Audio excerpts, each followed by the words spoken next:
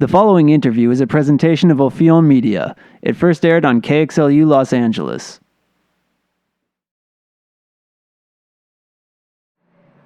My guest today is JohnPaul Arabome, who is the founder and head chef of the Peppered Goat, a relatively new restaurant in the Los Angeles area in Van Nuys. Yes.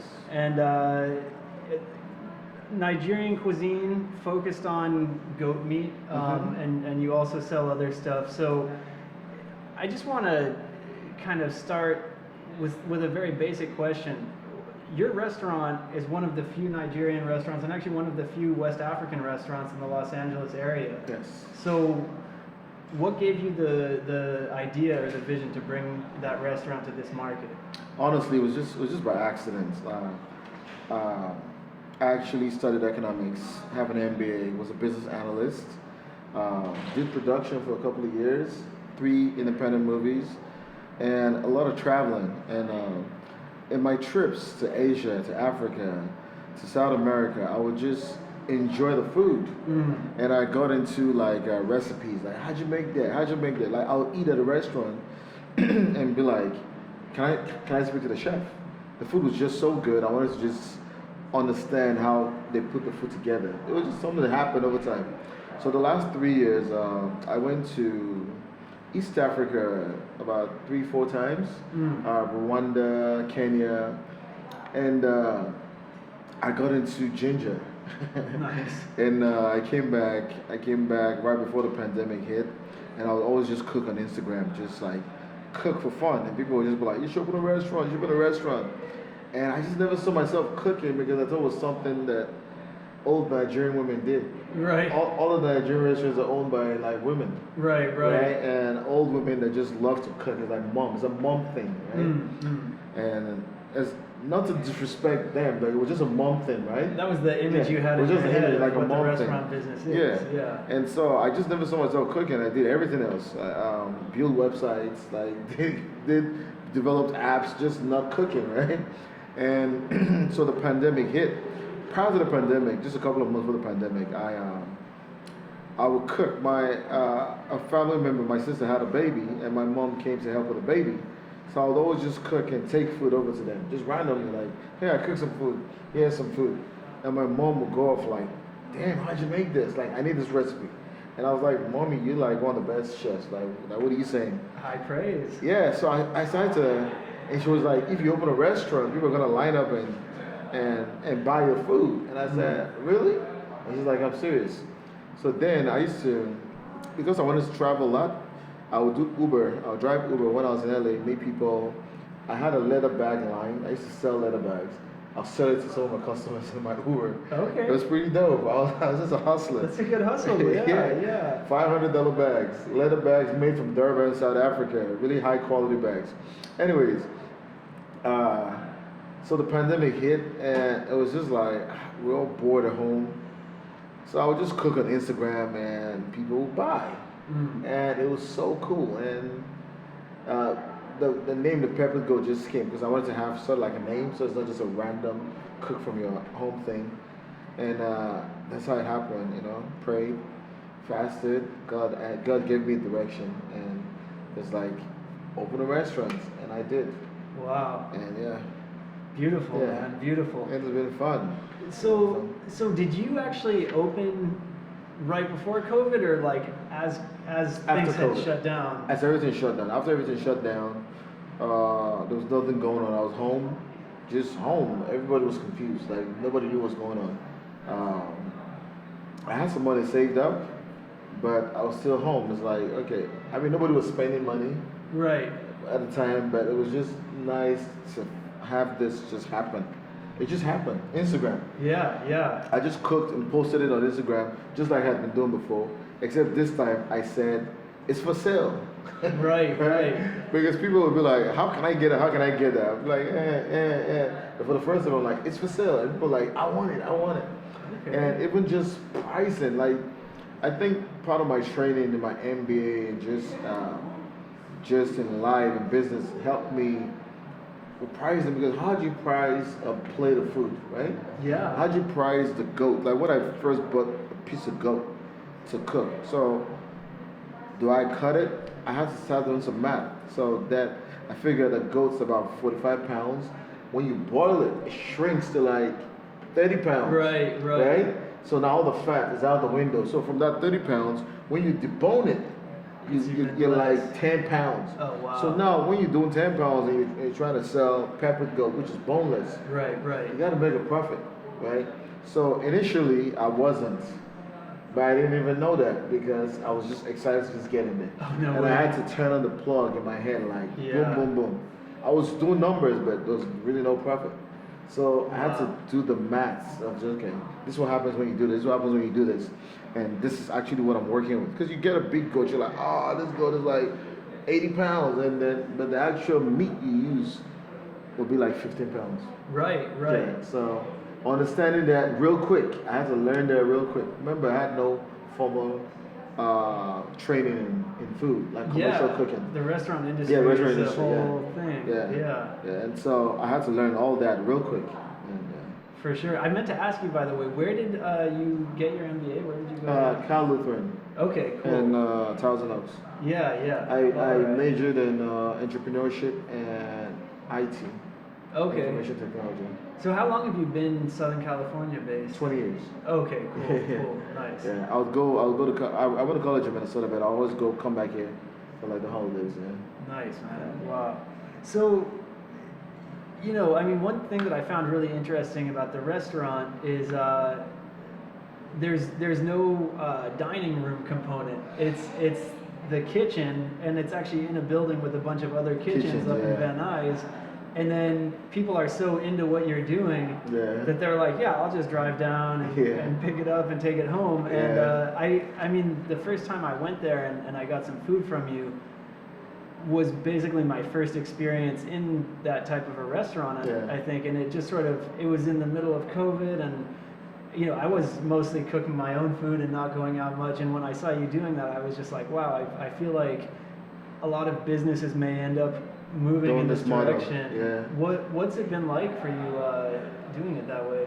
So what had happened was some nice fella wrote an article about me sometime last summer, and I went from maybe 150 followers on Instagram to like 500, and so that did numbers as well in the restaurant where I had people lining up at my house in the valley. People would just show up, and one Sunday I had like 3-4 people just come to my backyard, and I'm like, I can't do this. This is not working. Yeah, I can't bring people here, right? So I started looking for like a restaurant or kitchen I could rent, and I was gonna do a food truck to just get the food out, cook and get the food out. And the food truck guy gave me the number to this guy that was setting up a ghost kitchen in the valley, and I was like, that's pretty neat. It was 5 minutes from my house. So I go talk to them. They were just still constructing the place. I was the first one in there, in that kitchen. August 18 last year, I moved in, and it was such a dope idea because I'm thinking I could jump on the apps, Uber Eats, DoorDash, Grubhub, which I did. And the numbers started picking up on the apps. People found me there. That was good. And just with the other restaurants, there are about 24 restaurants. I eat breakfast from somebody and I eat lunch from somebody else. So I'm living the best life right here. And you said you were the first of all those tenants? I was the first of all of them, yeah. Wow. Yeah, and I've seen a lot of people come and go. Uh-huh. Yeah, because the restaurant business is hard.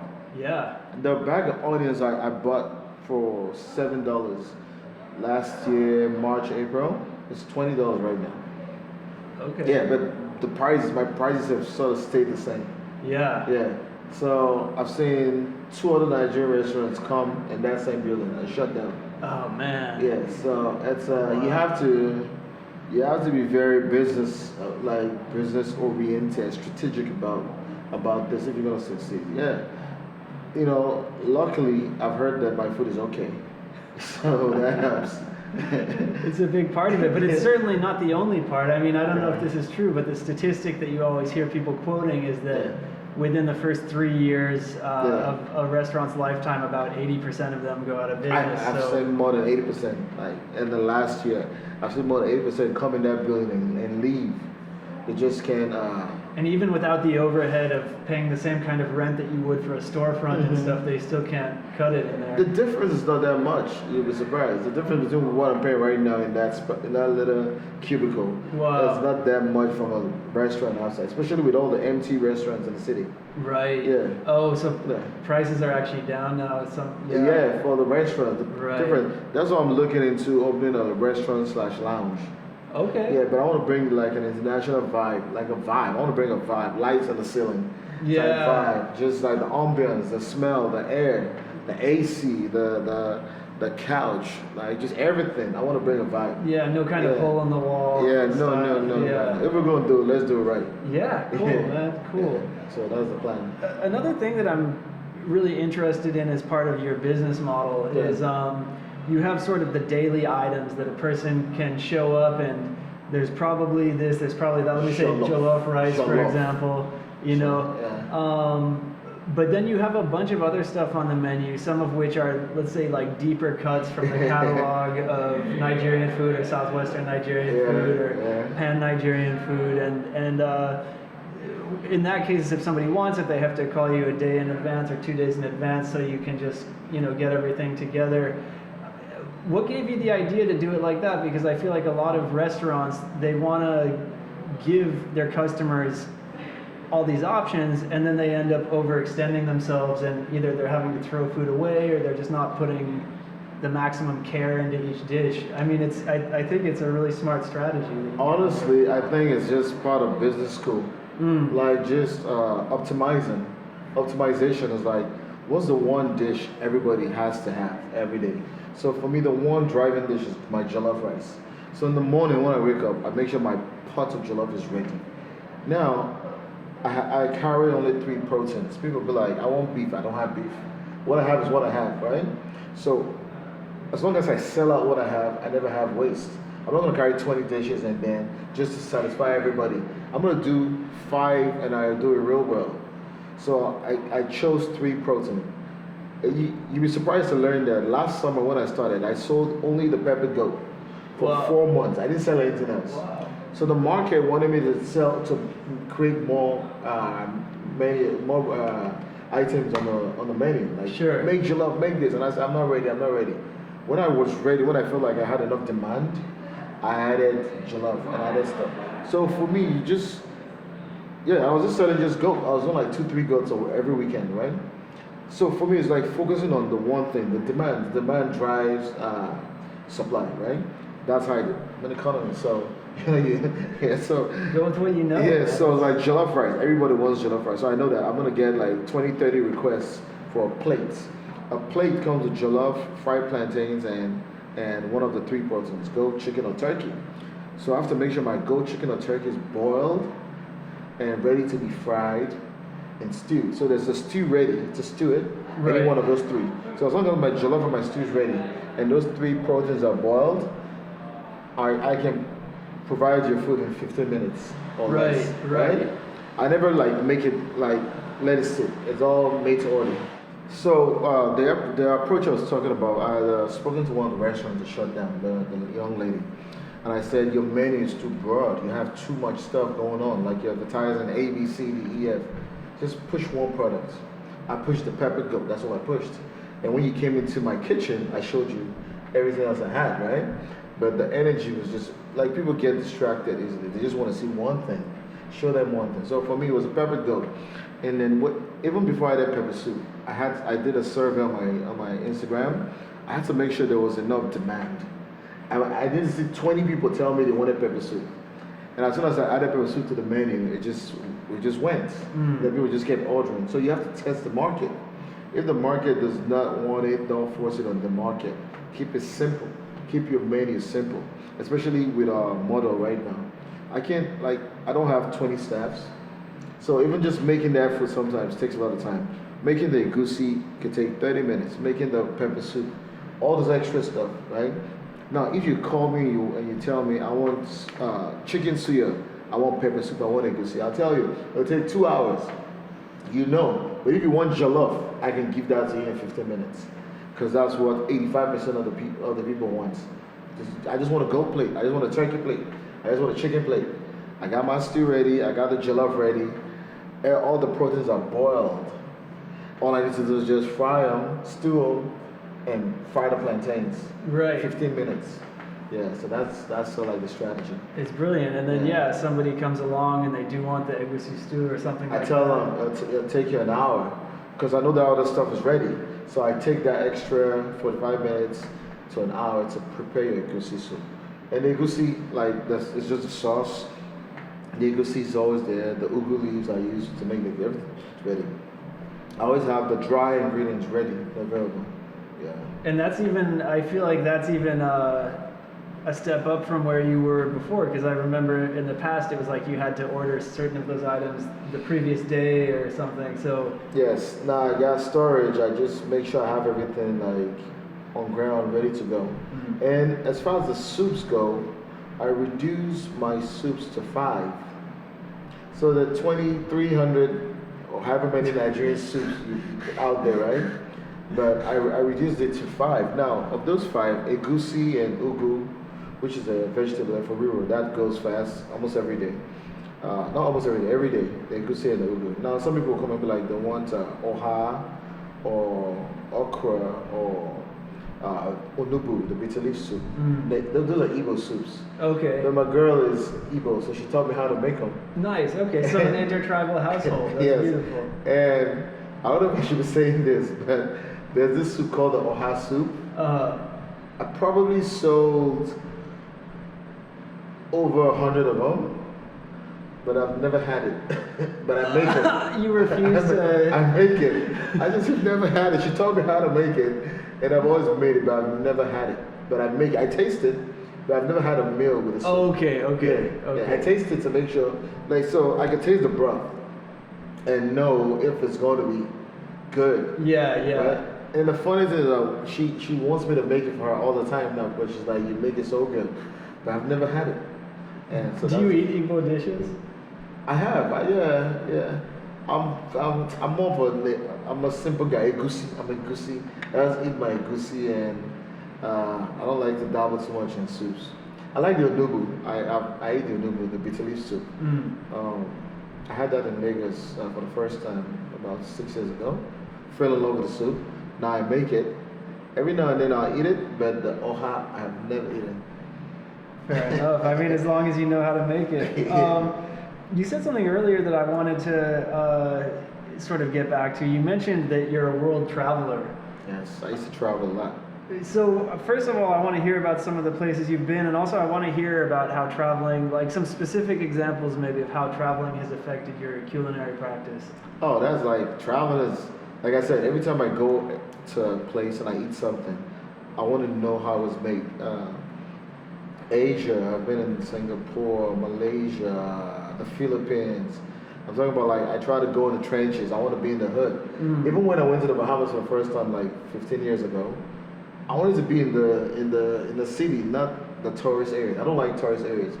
That's why I love Airbnb. With Airbnb, I get to stay in the city. I'm not in no hotels. I just want to walk around and be normal. Go to the grocery store, see the spices they have, try to cook something, go eat somewhere, ask a chef or cook about something. So, yeah, Rwanda, Kenya. I was at the airport in Kenya one time, and I wanted to eat something hardcore traditional, because I didn't see any. My driver, who I hired for 3 days, the 3 days I was there, he kept taking me to this bougie ass places, bougie places. We can leave it out. It's okay. He taking me to these bougie places. I'm like, I want to see a local Kenyan place, something I'll eat, and come back with a stomach pain from food poisoning or something. And then he kept saying, nah. Well, anyways, so when I go to the airport on my way, I asked him, I said, I was hungry. I'm like, I need something traditional. So this guy that worked at the airport gave me the hookup to the back of the airport where all the airport employees ate. So it was cheaper food, right? So I get there, I took a cab there, and that's where I saw I had been eating the ginger rice. I'd spoken to 1 or 2 chefs about it, but for the first time I had this fish in coconut milk, stirred with ginger as well, and the ginger rice, but the fish was smoked. So as I ate the food, I just kept imagining the process of how it was made. I came back, I made it, it it tasted sort of like that. It was really nice, and I felt so happy. And for some of my special catering gigs, I would offer that to people. And when I would make it, because it's not my menu, I'll just tell you, I'm like, I have something special. I have a couple of dishes like that. I'm like, I have something special I'll do. Like, I think you like it. The off and menu. they'll be like, yeah, just. And when I add it, they come back and like, oh my God, that stuff. So, yeah. So I have stuff like that. That's awesome, Yeah. man. It's not on the menu. Just ask me. If I like you, I'll make it for you. Right, there you go, there you go. I remember one time, that I ordered goat pepper soup from you, Yeah. and then you served it with a ginger rice, and I'm Yes. like, that's one of those creative kind of innovations that people make when they're working with cuisine. I mean, I thought that was so cool. The pepper soup you got today, I put cocoyam. Okay. Malanga. They call it Wow. malanga. I remember you said what would you call it? I've heard taro, yeah. Yeah, taro is like the fake cocoyam. The cocoyam I had growing up is more like malanga. Yeah. Which that's like a Spanish word, malanga. Yeah, probably. Yeah. The lady at the Mexican store said the Jamaicans always bought it. So I'm sure they infuse it in some of the soups. I use yam normally for my pepper soup. So now pepper soup is made a whole lot of ways. Like in Nigeria, Nigerian chefs make pepper soup differently. In the south, like south, they put yam inside the pepper soup. Okay. I was using yam, but I find that the cocoyam is a little more. What's the word? It's more Starchy? dense, starchy. Okay. Dense, yeah. And so it has I feel like it has a better feel and look inside the soup than yam. Yam is a little more firm, it's a little more too smooth. It kind of breaks apart. Yeah. No, yam stays, cocoyam breaks apart. Okay. So I like that it just blends with the soup. Right, right. So I like the cocoyam, and cocoyam tastes really good. Yeah, I'm excited to try it. Yeah, it tastes really good. Yeah, no, that's so interesting. I mean, you just mentioned that you go to a Mexican store to buy your cocoyam. I want to ask you just in general, what's the process of procuring ingredients like for this restaurant? Because I imagine, in a lot of supermarkets aren't going to have all the stuff you need. So how have you pulled that together? In downtown, luckily, we have this section called the Produce Row, where they have an African store, a big store. It's run by Mexicans now, but I think it used to be run by a Ghanaian guy who unfortunately passed away. Oh. But the Mexicans run it now, and they do a good job to make sure it's always stocked with all the stuff we need. The oil, you saw the oil, the traditional herbs, the ingredients, the spices. We get everything from there. Imported from West Africa. Yes, imported. Yes, Yeah. Like today, I got a 50-pound bag of egusi. Yeah, so I get a deal buying that, right? So as a restaurant, I get deals buying quantity. Right, Yeah. right. So I don't know how long that's gonna last. Probably not long. And you buy the whole seeds and then No, it's grounded already. They ground it. Yeah, it's grounded. It comes grounded. Yeah, I don't want that stress, bro. Yeah. Yeah, it's grounded already. And then as far as the turkey and the chicken, downtown as well, in the same area, the goat in the same area. It's just like so easy. You go there, just shop, boom, boom, boom. Shopping made easy. But yeah, and then Restaurant Depot as well. Okay. Like all the serving plates, all that stuff, we stock up every now and then. And yeah. I mean, I feel like it's all, or I always have this sense, and I think it's true, that it's so different stocking a commercial kitchen than your just personal home kitchen. Absolutely. Like two different. I think stocking up a commercial kitchen is more fun because it's easier. It's like you get to buy stuff in bulk. It's cheaper, so you feel better, but you're spending less. Don't feel like you're getting ripped off. Yeah, you're spending more, but you're really spending less. Yeah, for sure. Yeah. One time in the past when we were having a conversation, and this was up at the kitchen in Van Nuys at the Peppered Goat, you mentioned, and I just found this so interesting, that, I mean, of course you do have Nigerian clientele, but we were talking about you have clients who, live in the LA area, but in some cases hail from all different parts of the world. There's me, right? And other people, other people like me. I think you said that you had some East African clients. Ugandan. Yesterday I did 2 Ubers to the valley, two Ugandans. And the Ugandans love the egusi. Really? Yeah, this Okay. one girl, she was like, I don't know, she called her friends and she was like, she always get that stuff that I like. She described it and I said, she's like, yes, that one. Yeah, so she was at work, she's like, I'm not going to eat anything. Please send it, please send it.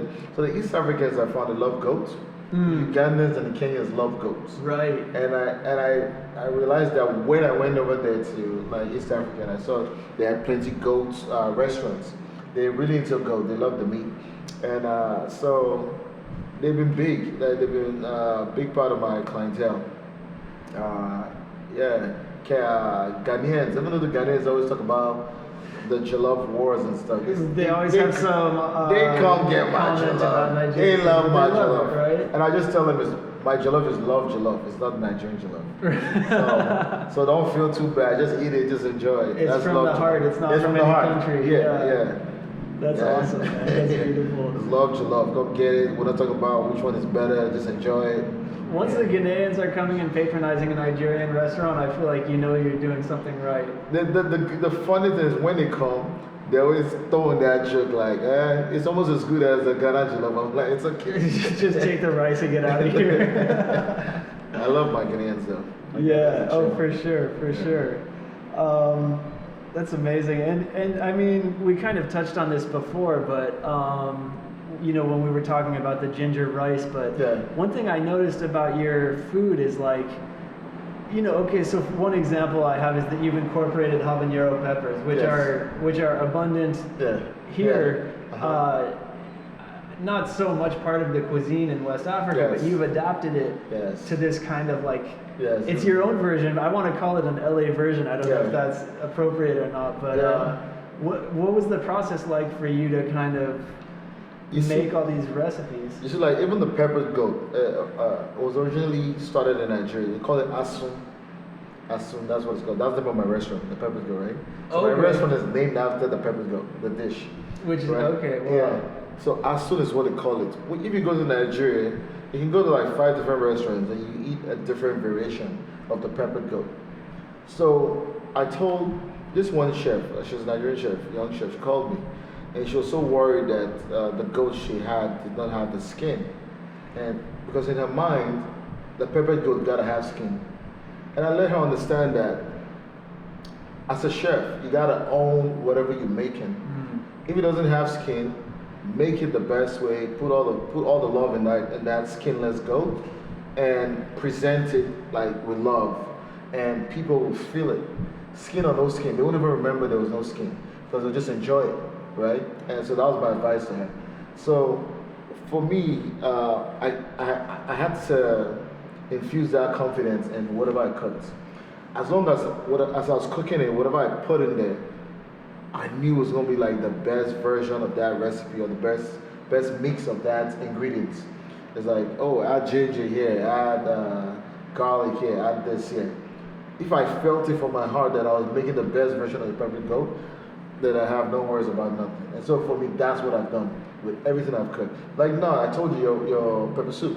I put, what you call it? Cocoyam. Because my spirit felt cocoyam was better than yam. So you're going to enjoy it. Oh, sure, I know. Because I know this is the best version.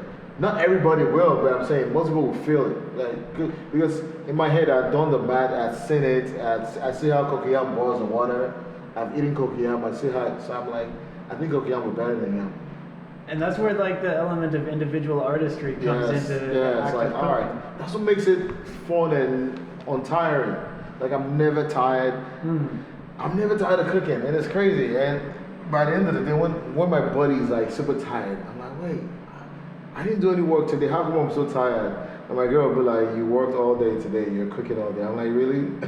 Because I just felt like I was just, having fun, doing stuff, And even with my final pepper goat recipe, I really didn't look at anybody's recipe. That's a fact. I've eaten pepper goat many times. It was one of my favorite dishes in Nigeria. And when I eat, I can taste, I can see. And so I just sort of put stuff together.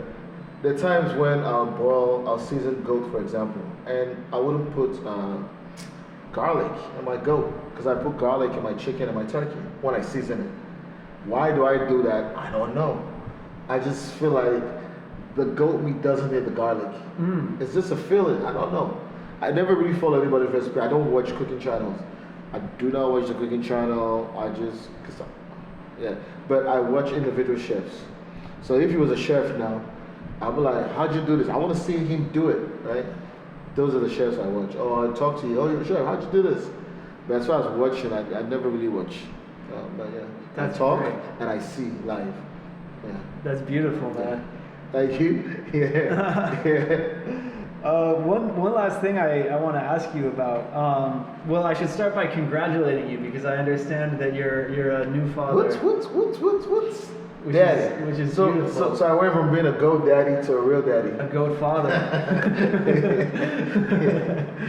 I should have introduced you too as Goat Daddy. That's Come on, I'm the Goat Daddy. Your business name. No, that's my business name. That's my name. I owned it. That's your persona. Yes, I am the Goat Daddy. Yeah.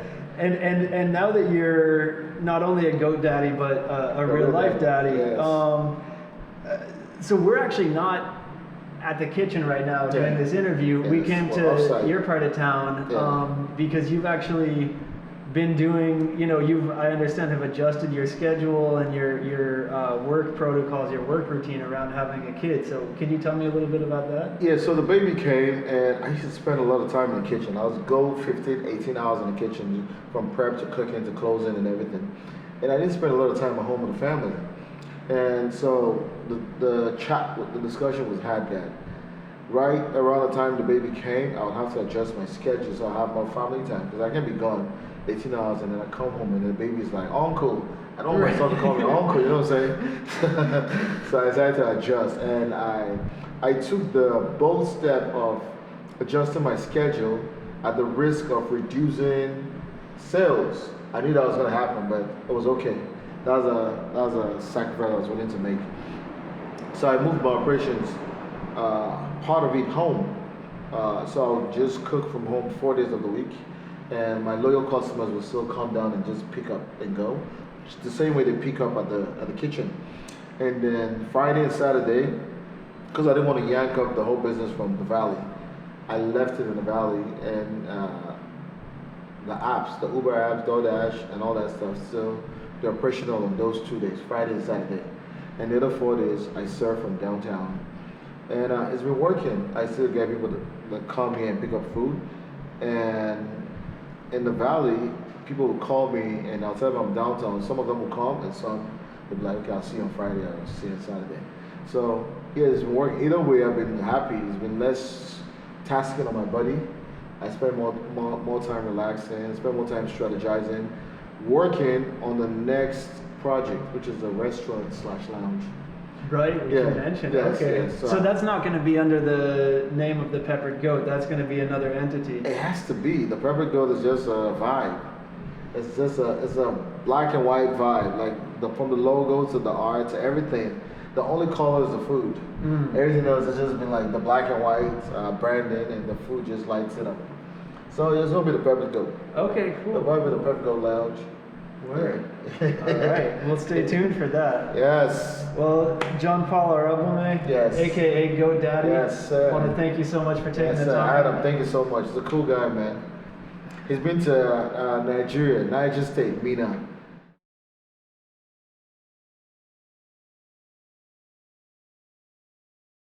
With ginger juice, kind of? No, I take fresh ginger. I showed them. Yeah. Yeah, I take fresh You ginger, make I cut it, Oh, okay. and I put it in a blender, and I put water, and I blend it. So just a And ginger I just, water. Oh, yeah, ginger water, yeah. And I filter the water. Yeah. But I try to blend it so that it breaks every shell. Then Yeah. they don't have the Yeah. thing, only the water. Yeah.